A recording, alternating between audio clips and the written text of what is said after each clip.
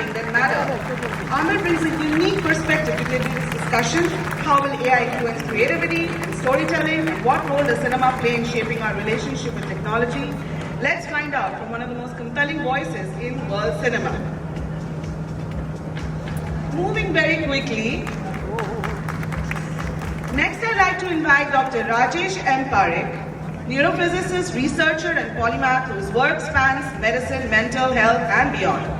He's a poet, painter, author, quizzer, and India's first leading neuropsychiatrist. He has been invited to lecture at Harvard, Yale, Johns Hopkins, and leading universities, including France, where he lectures in French.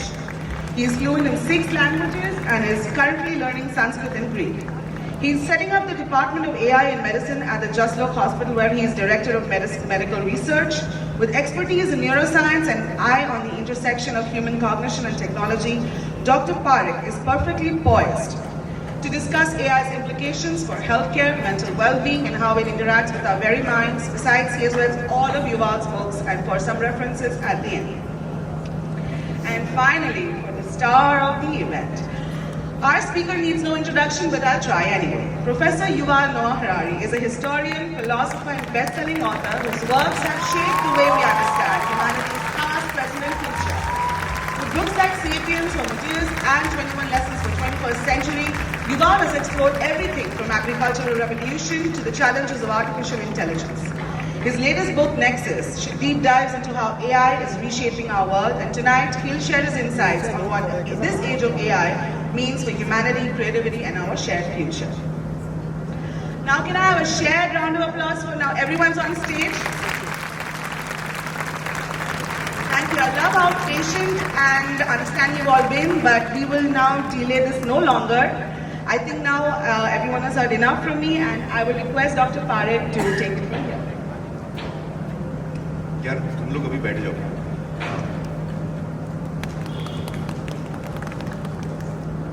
Thank you. बस ma'am, just have a seat there.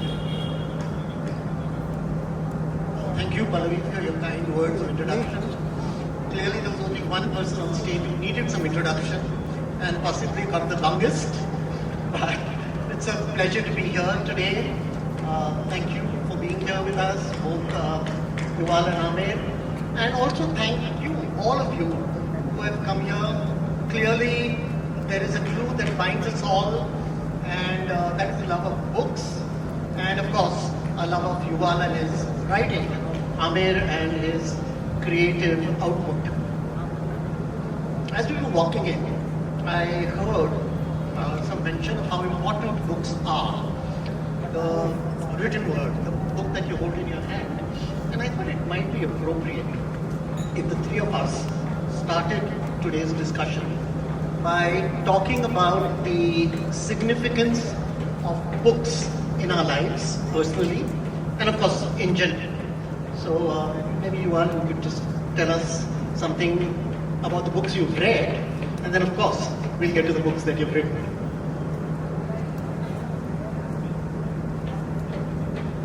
No, I don't think the mic is good. So maybe I need the microphone. No. It's good. So books accompanied all my life. I love reading books as a child, as a kid. I would read history books and mythology books, trying to understand the world. It took me a lot of time to understand the simple truth that you can't really understand the world just by reading books. And I have to say, as an author, and as somebody who still puts a lot of energy into books, ultimately you cannot understand the world through books. I mean, they point at something in reality, and this is an extremely important service they provide. But ultimately you have to go there yourself.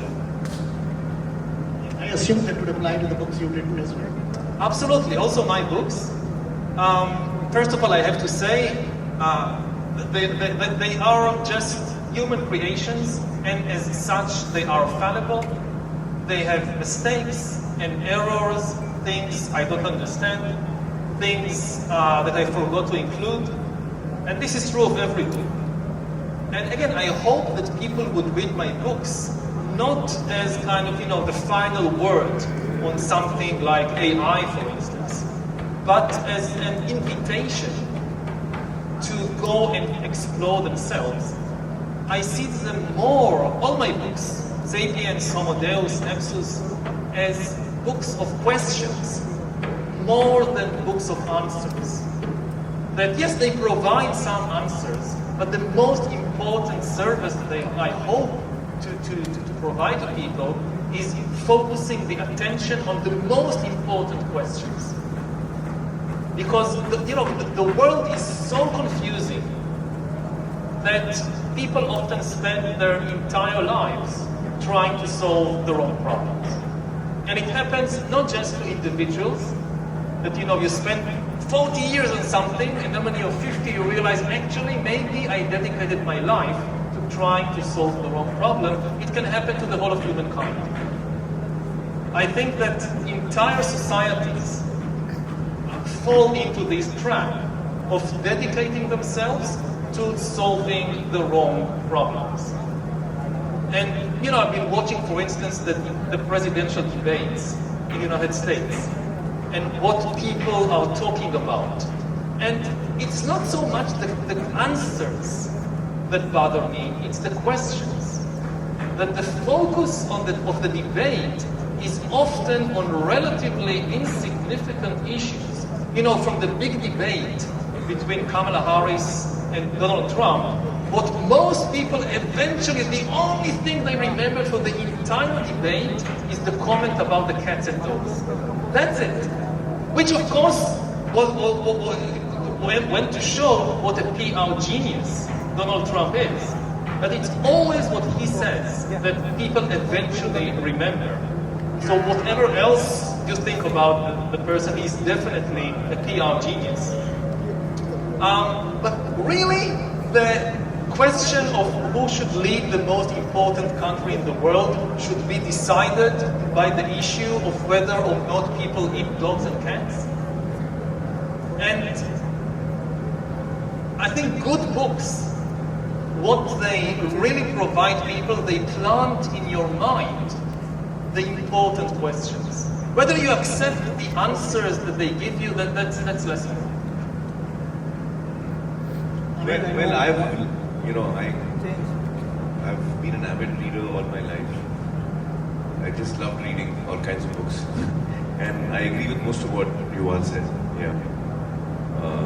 But I have a confession to make right at the beginning, which I didn't tell any of the organizers or anyone, because the book came to me some time back and I was supposed to have read it. But my schedule in the last couple of months has been really crazy. So I haven't read the book. And I didn't tell anyone because I was afraid, because I'm a huge fan of Yuval, and I was afraid they might say, oh, you haven't read the book, so someone else has to replace you. So I didn't tell anyone. Now I'm telling you all. But maybe it's good because I want to start by asking Yuval, what is the center, what is the heart of what you're trying to say in the book? And how did that come about?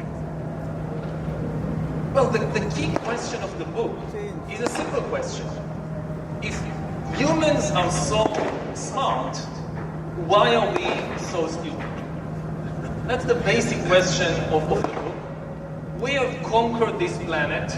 We are now the dominant species on this planet. We have reached the moon. We have split the atom. We can make fireworks.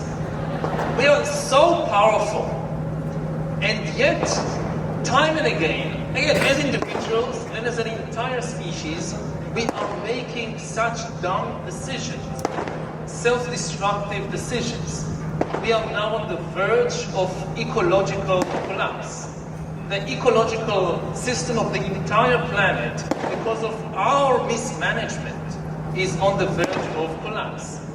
We are creating an extremely powerful new technology, AI, which we'll discuss later, which might escape our control and enslave or annihilate us. Because it is the first technology in history which is not just a tool, it is an agent. It is something that can act, that can learn independently, making decisions, inventing new things. These are two huge dangers. And instead of uniting in order to deal with them, we are also now in the process of destroying the international system, the global order. International tensions are rising very, very fast, and we are on the verge, perhaps, of a third world war. So these are not the actions of a very wise species. So what's happened? And you know, for thousands of years, people have asked this question. Why are we so self-destructive? And a lot of traditions, religious and theological traditions, they gave the answer that there is something wrong in human nature. There is a flaw in human nature which makes us self-destructive. But the answer I try to give in Nexus is different. The problem is not in our nature, the problem is in our information. If you give good people bad information, they make bad decisions. And then the question becomes, why do we have so much bad information? And with thousands of years of developing more and more sophisticated information technology, you would have expected that the quality of our information will improve. But this is not what is happening. Modern societies in the modern age are as likely as Stone Age tribes to fall into mass delusion or mass psychosis.